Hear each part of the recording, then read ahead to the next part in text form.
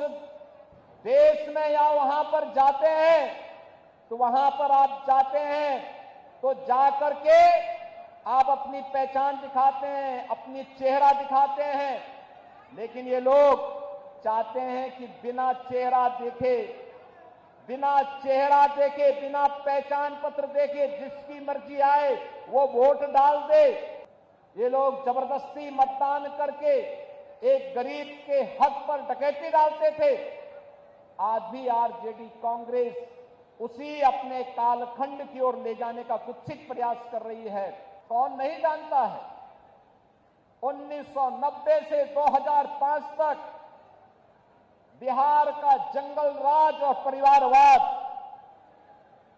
आपने देखा होगा। कौन वे लोग थे जिन्होंने बिहार की ज्ञान भूमि को, बिहार की इस आध्यात्मिक ज्ञान भूमि को परिवारवाद और अपराध की भूमि बना करके यहां के हमारे नौजवानों के सामने पहचान का संकट खड़ा कर दिया था। यहां विकास के नाम पर उस कालखंड में किस प्रकार की अराजकता फैलाई गई थी, ये किसी से छुपा हुआ नहीं। विकास के नाम पर यहां पर पेशेवर गुंडे और माफियाओं को सत्ता का संरक्षण 1990 से 2005 के बीच में प्रदान करके पूरे बिहार के विकास को बाधित कर दिया गया था।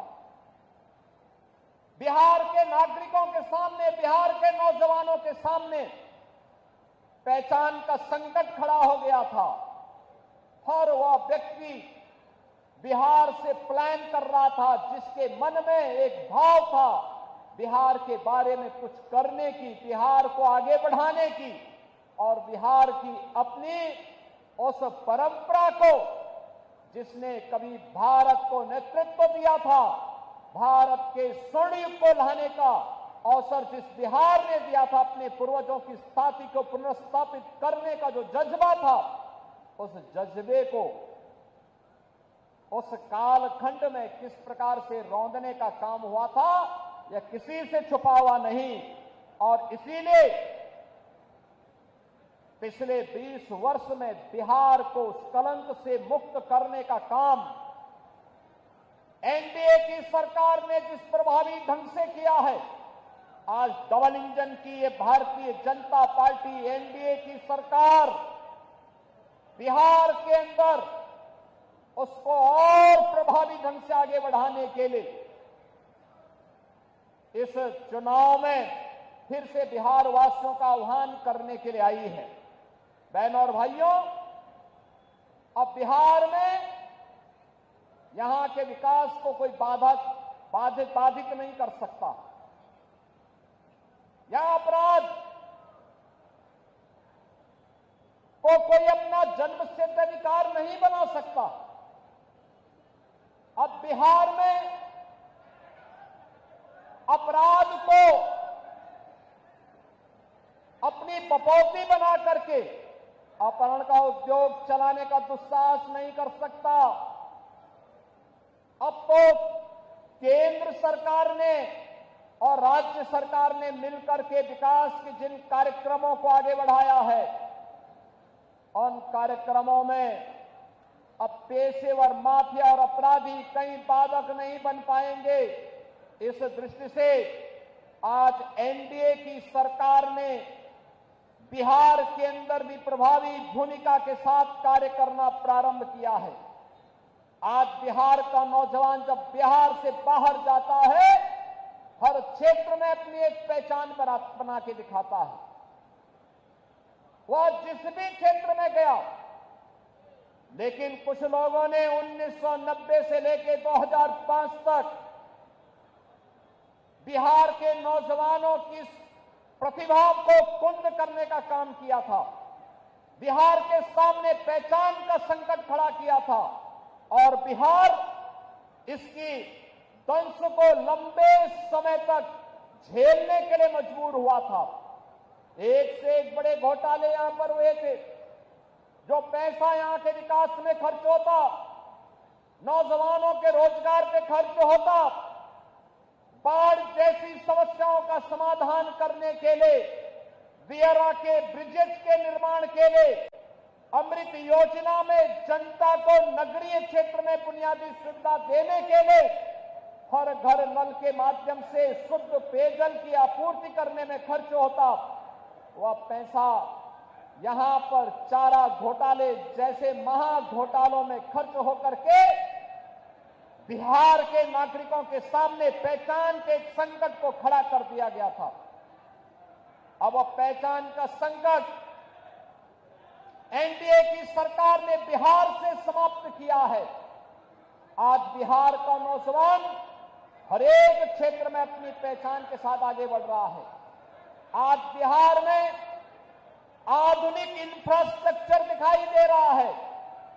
अब बिहार में विकास की इस दौड़ में बिहार की इस नई प्रतिस्पर्धा को बाधित करने के लिए फिर से आरजेडी और कांग्रेस में और उनके सहयोगी दलों में, इंडी गठबंधन में फिर से एक उन्होंने शरारत शुरू की है, और वह शरारत शुरू की है विकास बनाम बुरके का।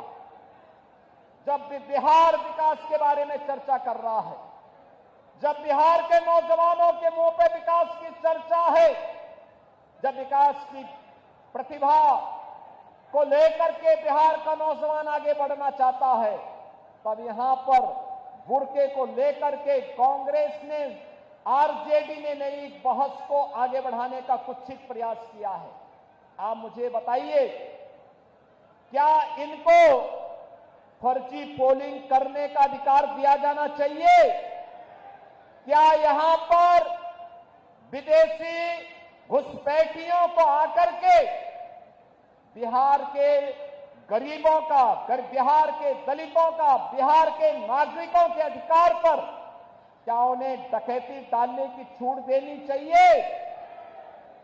बहनों और भाइयों, आरजेडी और कांग्रेस फर्जी पोलिंग करवाने की इस अपनी कुत्सित चेष्टा को, और जो एक पारदर्शी और स्वच्छ चुनाव प्रक्रिया के तहत हर मतदाता को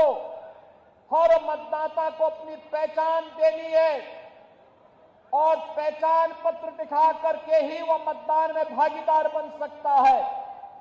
जब इसको आगे बढ़ाने की कार्रवाई के साथ एनडीए की सरकार उसका समर्थन कर रही है, एनडीए के सभी दल उसका समर्थन कर रहे हैं, लेकिन कांग्रेस, आरजेडी और उनके सहयोगी दल कहते हैं नहीं, फर्जी पोलिंग होनी चाहिए। ये तो बिहार के लोगों के हकों पर डकैती करने जैसा है, डकैती डालने जैसा है। ये लोकतंत्र के लिए एक चुनौती है, और यही कहने के लिए आज मैं आपसे कहने के लिए आया हूं कि बहनों और भाइयों, बिहार के नागरिकों को, बिहार के नौजवानों को, बिहार के दलितों को, बिहार के वंचितों को, बिहार के नागरिकों को उनके अधिकार से मजबूती के साथ, उस अधिकार में किसी को भी डकैती डालने का अवसर नहीं मिलना चाहिए। यह दिखाने के लिए आज जब चुनाव आयोग मजबूती के साथ आगे बढ़ा है, तब ये लोग दुष्प्रचार का सहारा ले रहे हैं। आप मुझे बताइए, आप दुनिया के अंदर कहीं जाएंगे, आपको अपनी पहचान दिखानी पड़ती है ना। आप कहीं जाते हैं तो आपको उस देश में या वहां पर जाते हैं तो वहां पर आप जाते हैं तो जाकर के आप अपनी पहचान दिखाते हैं, अपनी चेहरा दिखाते हैं। लेकिन ये लोग चाहते हैं कि बिना चेहरा देखे, बिना पहचान पत्र देखे जिसकी मर्जी आए वो वोट डाल दे।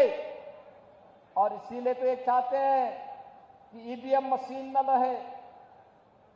ये चाहते हैं कैसे पहले मतदाता पत्रों की चोरी करके, जबरदस्ती छिनैती करके, डकैती डाल करके ये लोग जबरदस्ती मतदान करके एक गरीब के हक पर डकैती डालते थे। आज भी आरजेडी कांग्रेस उसी अपने कालखंड की ओर ले जाने का कुत्सित प्रयास कर रही है। उन स्थितियों में हर मतदाता को जागरूक होकर मतदान करने के लिए अपने आप को तैयार होने के लिए आगे आना